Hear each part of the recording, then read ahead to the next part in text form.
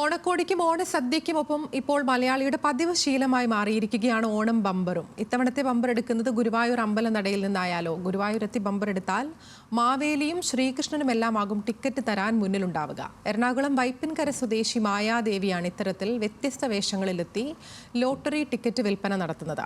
മായാദേവിയുടെ വിശേഷങ്ങളിലേക്ക്.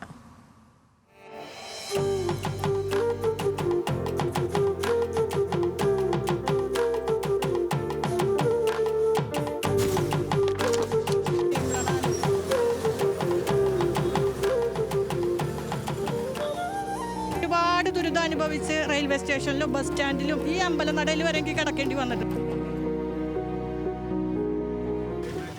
മാവേലി വേഷത്തിലാണ് നിൽക്കണമെന്നുണ്ടെങ്കിലും മായാദേവിയുടെ ഐതിഹ്യമാല പറയുന്നതായിരിക്കും ഒരുപക്ഷെ നല്ലത്.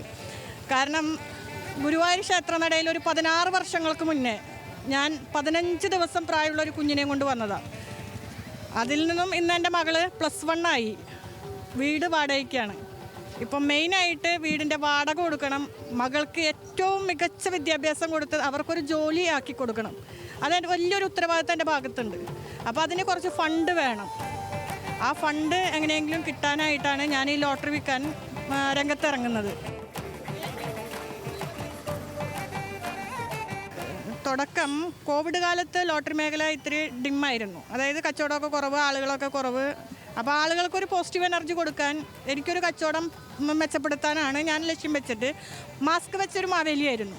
ആ മാസ്ക് വെച്ച മാവേലീനെ ജനങ്ങൾ നല്ല രീതിയിൽ തന്നെ സഹകരിച്ചത് കൊണ്ടാണ് ഞാൻ ഇന്നിവിടെ നിലനിൽക്കുന്നത്. കാരണം കോവിഡ് കാലത്ത് കുറേ ദുരിതങ്ങളും ബുദ്ധിമുട്ടുകളൊക്കെ ഉണ്ടായിരുന്നു. ആ സമയത്ത് കുറേ ടിക്കറ്റുകളൊക്കെ എനിക്ക് വിൽക്കാൻ പറ്റി. അങ്ങനെയാണ് ഞാൻ അതിൽ നിന്ന് തരണം ചെയ്തു പോകുന്നത്. ഇന്നും ഒരുപാട് പേരുടെ സഹായവും നല്ല മനസ്സുള്ളതുകൊണ്ട് കുറച്ച് ടിക്കറ്റ് വിൽക്കുന്നതുകൊണ്ട് ജീവിച്ചിരിക്കുന്നതാണ്. ഹസ്ബൻഡ് ഓൾറെഡി ഡിവോഴ്സാണ്, പിന്നെ വീട് വാടകയ്ക്കാണ്.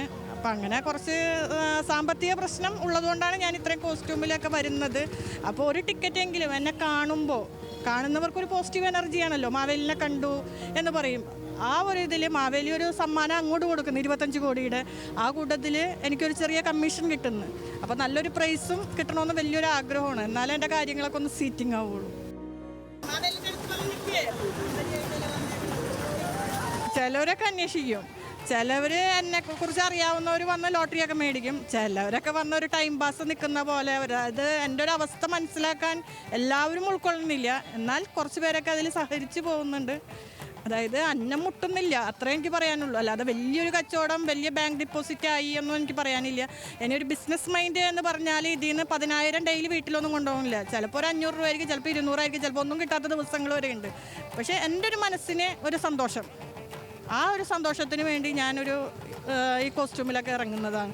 ഇപ്പോൾ ഭഗവാൻ കൃഷ്ണൻ്റെ നടയിൽ കൃഷ്ണവേഷത്തിൽ നിൽക്കാനും ഒരു ഭാഗ്യം വേണമല്ലോ. സാധാരണ ഞാൻ കൃഷ്ണനൊക്കെ ആയിട്ട് വന്നാൽ ടയേർഡാവില്ല. എത്ര വെയിലാണ്. പലരും എന്നോട് ചോദിക്കാറുണ്ട് ഈ വെയിലത്തൊക്കെ എങ്ങനെ നിൽക്കുന്നു. ഞാൻ ടയേർഡാവില്ല. ഭഗവാന്റെ ഒരു ശക്തിയും കൊണ്ട് തന്നെ പരമാവധി എനിക്ക് നിൽക്കാനും അതിൽ നിന്ന് മെച്ചപ്പെട്ട രീതിയിൽ ഒരു കച്ചവടം ചെയ്യാനും ഒക്കെ കഴിയാറുണ്ട്.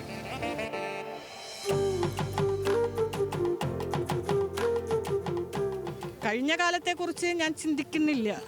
കാരണം അത് ഓർത്ത് ചിന്തിച്ചിരുന്നാൽ എനിക്ക് ജീവിതം മുന്നോട്ട് പോകാൻ പറ്റില്ല. ഇനി എങ്ങനെയാണ് മുന്നോട്ട് പോകണമെന്നതിനെക്കുറിച്ച് മാത്രമേ ഞാൻ ചിന്തിക്കുന്നുള്ളൂ. ഹസ്ബൻഡ് ഡിവോഴ്സാണെന്ന് പറഞ്ഞു, അമ്മായിയമ്മ പോര്, ഇതിലൊക്കെ ഒരുപാട് ദുരിതം അനുഭവിച്ച് റെയിൽവേ സ്റ്റേഷനിലും ബസ് സ്റ്റാൻഡിലും ഈ അമ്പലനടയിൽ വരെ എനിക്ക് കിടക്കേണ്ടി വന്നിട്ടുണ്ട്. പക്ഷേ ഇനി ഒരു നല്ല രീതിയിൽ ജീവിക്കണമെന്ന് ഒരുപാട് ആഗ്രഹിക്കുന്നുണ്ട്. അതിന് ഒരുപാട് പേരുടെ സഹായവും എനിക്ക് വേണം. കാരണം ഓരോ ടിക്കറ്റ് ഓരോരുത്തർ വാങ്ങിച്ചാലല്ലേ എനിക്ക് എന്തെങ്കിലും കിട്ടുള്ളൂ. പിന്നെ നല്ലൊരു പ്രൈസ് കിട്ടണം എന്നൊക്കെ ആഗ്രഹിക്കുന്നുണ്ട്. അപ്പോൾ കഴിഞ്ഞ കാലത്തെക്കുറിച്ചല്ല, ഇനിയുള്ള ജീവിതം എങ്ങനെ മുന്നോട്ട് നയിക്കാം അതിനെക്കുറിച്ച് ചിന്തിക്കുന്നതുകൊണ്ടാണ് ഞാൻ ഇത്തിരി പോസിറ്റീവ് വൈബിൽ ഇവിടെ നിൽക്കുന്നത്. കൈപ്പേറിയ അനുഭവങ്ങൾ ഒട്ടേറെയുണ്ടെങ്കിലും മായാദേവി പറഞ്ഞ പോലെ ഒരു പോസിറ്റീവ് വൈബാണ് അവരുടെ ജീവിതം. ജീവിതവേഷങ്ങൾ മാറി മാറി കെട്ടേണ്ടി വരുമ്പോഴും അതിൽ നിന്ന് ലഭിക്കുന്ന തുച്ഛമായ വരുമാനം തന്നെയാണ് അവരുടെ സ്വപ്നങ്ങളെയും പ്രതീക്ഷകളെയും മുന്നോട്ട് കൊണ്ടുപോകുന്നത്. ക്യാമറമാൻ സഹീർ ഗുരുവായൂരിനൊപ്പം ലെവിൻ കെ വിജയൻ, ന്യൂസ് മലയാളം.